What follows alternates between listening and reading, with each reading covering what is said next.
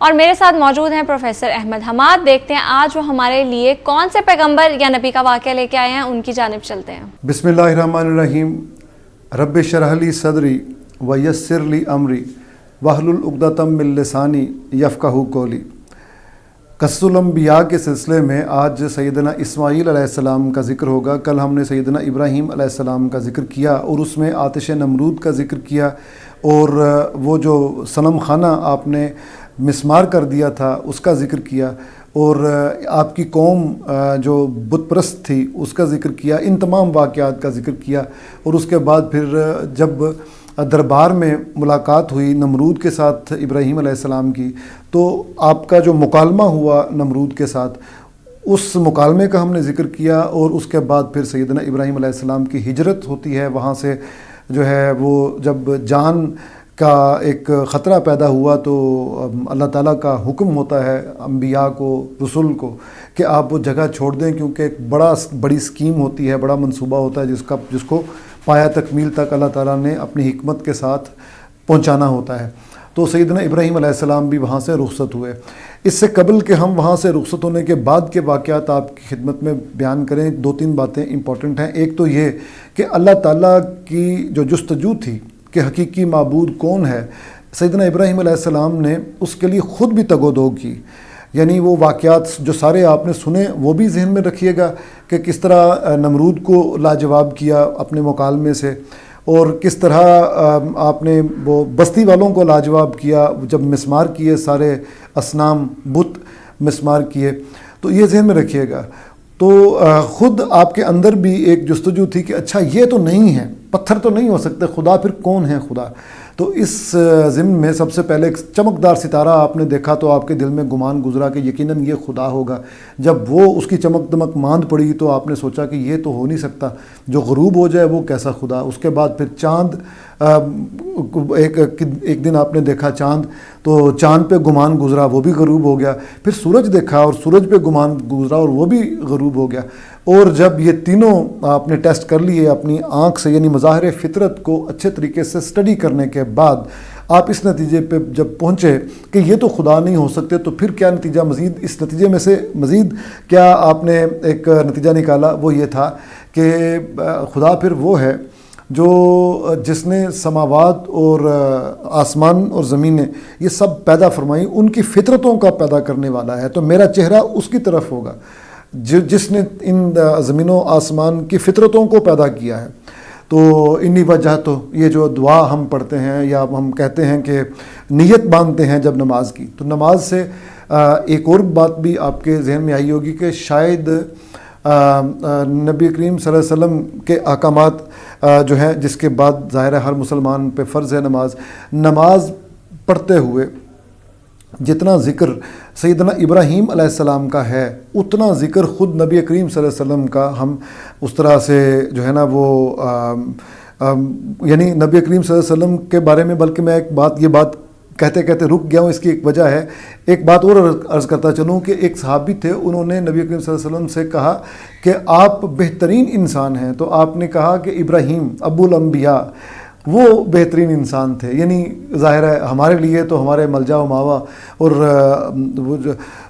آنچ خوباں ہمہ دارن تو تنہا داری, ہمارے لیے تو وہی ہیں, لیکن آپ جو ہیں وہ سیدنا ابراہیم علیہ السلام کے بارے میں یہ خیالات رکھتے ہیں. تو وہ کیوں رکھتے ہیں کہ ہماری نماز سیدنا ابراہیم علیہ السلام کا ذکر خیر کیے بغیر مکمل نہیں ہوتی. اور مظاہر فطرت کا یہ والا معاملہ تھا, یعنی عقلی دلائل بھی اور مظاہر فطرت کی طرف بھی آپ کی توجہ. اور ابو آل جو میں آخر پہ اس ضمن میں بات کرنا چاہ رہا ہوں, اس سے پہلے کہ ہم سیدنا اسماعیل علیہ السلام کی طرف چلیں, یہ ذکر کرنا چاہ رہا ہوں کہ یہ جو واقعات ہیں یہ قرآن حکیم میں, یعنی سیدنا ابراہیم علیہ السلام کا جو ذکر ہے وہ 69 ٹائمز 69 مرتبہ قرآن حکیم میں آیا ہے. یہ اس لیے آیا ہے اور بار بار آیا ہے اور مکی صورتوں میں زیادہ تر آیا ہے. اور کیوں آیا ہے؟ اس لیے کہ قریش مکہ کو بیان کرنا مقصود تھا کہ آپ جس شہر میں ہیں وہ شہر اس شخص نے, اس برگزیدہ نبی نے بسایا, اور اس کا ایمان یہ تھا, اور اس کی قوم نے اس طرح سرکشی کی, اور اس کے فرزند سیدنا اسماعیل علیہ السلام تھے جن کی برکت سے بنی جرہم جو قبیلہ تھا وہ وہاں پہ آیا اور یہ پورا شہر بسا. اور آپ کی دعا, سیدنا ابراہیم علیہ السلام کی دعا کے نتیجے میں یہ شہر بسایا گیا. اور جس حرم پاک کا فائدہ اس وقت کے قریش اٹھاتے تھے، کیونکہ سارے آنے جانے والے شام اور یمن سے آنے اور جانے والے قافلے یہاں پہ رک کے اپنے جانوروں کو پانی بھی پلاتے تھے، اور یہاں پہ یہ لوگ وہ کرتے تھے، ریسٹ بھی کرتے تھے، اور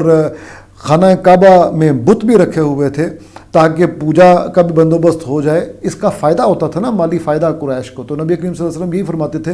کہ یہ سارا جو بندوبست ہے، جن کی تعلیمات آپ نہیں مان رہے، وہ یہ بندوبست انہوں نے کیا تھا، یہ شہر انہوں نے بسایا، یہ کعبۃ اللہ کی تعمیر انہوں نے کی، اینڈ سو فورتھ۔ تو بہرحال ہیونگ سیڈ دیٹ، اب آتے ہیں کہ نمرود کے ساتھ مکالمے کے بعد کوئی بنتا نہیں تھا پھر وہاں پہ رکنا، تو آپ کا مکالمہ ہوا فائنلی اپنے والد سے یا چچا سے، کہ آپ نے کہا کہ انہوں نے پوچھا والد نے کہ آپ کو کیا مسئلہ ہے، آپ سنا ہے کہ ہمارے معبودوں کے سے برگشتہ بہت ہے، سنا ہے، ہم نے دیکھا بھی ہے، لیکن کیوں ہیں؟ تو انہوں نے یہ وہی بات کی کہ وہ سمن بکمن ہیں، اور نہ آپ کی بات سن سکتے ہیں، نہ آپ کی بات کا جواب دے سکتے ہیں، نہ حاجتیں پوری کر سکتے ہیں، جن کا جو خود اپنا خیال نہیں رکھ سکتے۔ تو یہ بھڑک گئے۔ آزر جو تھے، ظاہر ہے یہ آپ خود حضرت سیدنا ابراہیم علیہ السلام احترام کرتے تھے ان کا، تو کہتے ہیں کہ سیدنا ابراہیم علیہ السلام کو یہ کہا انہوں نے کہ دیکھیں ہم آپ کو سنگسار کروا دیں گے اب اگر آپ نے ہمارے معبودوں کے خلاف کوئی بات کی۔ تو حضرت ابراہیم علیہ السلام، نبی تو نبی ہوتا ہے، شفیق، مہربان، تو انہوں نے کہا کہ میں آپ کی سلامتی کے لیے دعا کروں گا، ٹھیک ہے میں چلا جاتا ہوں یہاں سے، لیکن آپ پر سلامتی کی دعا ہے۔ تو چلے گئے۔ جب یہاں سے چلے گئے تو اس دوران میں آپ کی ایک چچا زاد بہن تھی سیدہ سارہ، آپ کی شادی ہو چکی تھی۔ اور ایک اور بات چلتے چلتے میں آپ کی خدمت میں پیش کرتا چلوں کہ حضرت ابراہیم علیہ السلام جو ہیں آپ کے دو اور بھائی بھی تھے، اور دو بھائیوں میں ایک بھائی کا نام ہاران تھا۔ ہاران کے بیٹے تھے لوط علیہ السلام۔ ہاران جلدی وفات پا گئے تو لوط علیہ السلام کی پرورش سیدنا ابراہیم علیہ السلام نے کی، تو یہ آپ کے بھتیجے ہیں حضرت لوط علیہ السلام جو ہیں۔ تو بہرحال آپ کی شادی ہو گئی سیدہ سارہ کے ساتھ، آپ پھر شہر سے نکل گئے اور مصر گئے۔ اب مصر میں کہتے ہیں کہ فرعونوں کی حکومت تھی، لیکن ہمارے جو بعض محققین ہیں ان کا یہ خیال ہے کہ نہیں، عرب سے ہجرت کر کے آنے والا ایک زبردست خاندان تھا، وہ وہاں پہ حکمران تھا، اور اس حکمران کی نیت جو تھی وہ بری ہوئی سیدہ سارہ رضی اللہ تعالیٰ عنہا کو دیکھ کے۔ تو وہ حضرت ابراہیم علیہ السلام کو اس واقعے کا پتہ چلا، تو وہ ظاہر ہے وہ جو بھی خدا تعالیٰ مختلف کتابوں میں مختلف لکھا ہوا ہے کہ کس طرح اس شخص کے ساتھ سلوک ہوا، اس حکمران کے ساتھ جو کہ بری نیت سے آگے ہاتھ بڑھاتا تھا۔ بہرحال ہوا یہ کہ پھر اس بادشاہ نے سیدنا ابراہیم علیہ السلام کی تکریم کرتے ہوئے اپنی بیٹی کو آپ کے ساتھ بھیج دیا۔ تو اب ان کی بیٹی کا نام سیدہ ہاجرہ، جن کو ہم سلام علیہا، جن کو ہم حضرت ہاجرہ کے نام سے جانتے ہیں۔ کہا یہ جاتا ہے کہ یہودیوں کی مشہور کی ہوئی یہ بات ہے، اور یہ غلط بات ہے کہ آپ لونڈی تھیں، آپ لونڈی نہیں تھیں، آپ شہزادی تھیں۔ اور سیدنا ابراہیم علیہ السلام کے ساتھ مصر کے بادشاہ نے آپ کو وہ جو سارا واقعہ ہوا تھا اس کے لیے جو ہے نا آپ سمجھ لیجئے کہ دل جوئی کے لیے یا معذرت کے طور پر آپ کے ساتھ، یہ اس زمانے کا دستور تھا کہ خاندان کا ایک تعلق بنا لیتے تھے، اگر وہ سمجھتے تھے کوئی دوسرا قبیلہ سمجھتا تھا کہ ظلم ہو گیا ہے، تو بہرحال اس طرح حضرت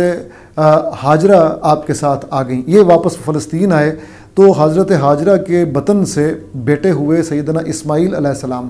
اور یہ بھی کہا جاتا ہے کہ سیدہ سارہ کے مشورے پر ہی سیدہ ہاجرہ کے ساتھ آپ کی شادی ہوئی، اور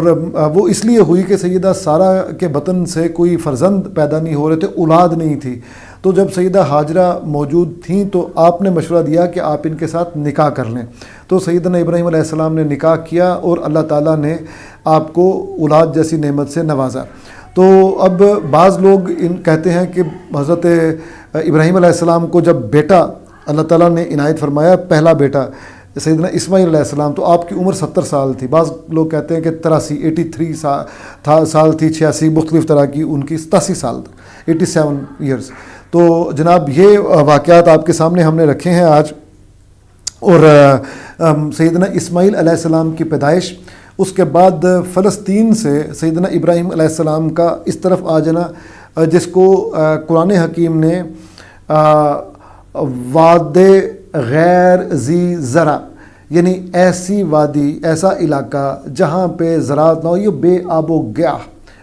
و گیاہ علاقہ تھا، اس جگہ پہ اللہ کے حکم سے آپ نے اپنی جو دوسری بیوی تھی سیدہ ہاجرہ سلام علیہا، ان کو اور اپنے نومولود فرزند سیدنا اسماعیل علیہ السلام کو وہاں پہ چھوڑ دیا، اور یہ چونکہ خدا کا حکم تھا تو اس لیے وہاں پہ چھوڑ دیا۔ اب اگلے جو ایپیسوڈ ہے وہ انشاءاللہ اس میں ہم سیدنا اسماعیل علیہ السلام کا ذکر کریں گے اور تفصیل سے انہی کا ذکر کریں گے، آپ کی عظیم قربانی